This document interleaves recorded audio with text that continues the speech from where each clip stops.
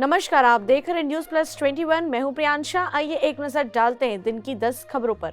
National family health survey 5 की report में हुआ खुलासा। छत्तीसगढ़ के 18% पुरुषों ने छोड़ी शराब पीने में, महिलाओं की संख्या बढ़ी। 9 मार्च को छत्तीसगढ़ का बजट। विधानसभा अध्यक्ष बोले, सदन की कार्यवाही में अब हर साल बचेंगे 58 पेड़, करीब 10 टन कार्बोनाइट ऑक्साइड कम होगा।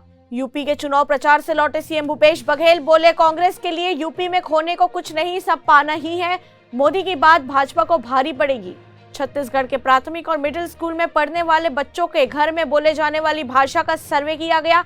सर्वे के आधार पर बच्चों की पढ़ाई के लिए नई योजना तैयार की जा रही है। इसके तहत अब 8वीं कक्षा तक के बच्चे अपनी स्थानीय बोली में पढ़ाई कर सकेंगे।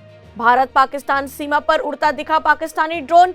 इस पर बीएसएफ जवानों की ओर से फायरिंग कर दी गई। इसके बाद ड्रोन पाकिस्तान की सीमा की ओर चला गया। देश की $2.5 ट्रिलियन की यात्रा सीआईएसएफ के बिना संभव नहीं थी। सीआईएसएफ के स्थापना दिवस समारोह में बोले अमित शाह। प्रधानमंत्री नरेंद्र मोदी ने कुल 32.2 किलोमीटर पुणे मेट्रो रेल परियोजना के 12 किलोमीटर खंड का उद्घाटन किया।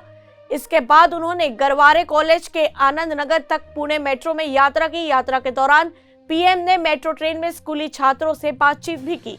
भारतीय गेंदबाज यूनिट ने अपना काम करते हुए पाकिस्तानी बल्लेबाजों पर शिकंजा कसा और उसके बल्लेबाजों के लक्ष्य हासिल करने से 107 रन पहले ऑल आउट कर दिया। रूस और यूक्रेन के बीच संघर्ष शुरू होने से पहले तेल की कीमत $90 प्रति बैरल थी और यह $120 प्रति बैरल के करीब है और आशंका है कि कुछ दिनों में कच्चा तेल $180 प्रति बैरल तक पहुंच जाएगा।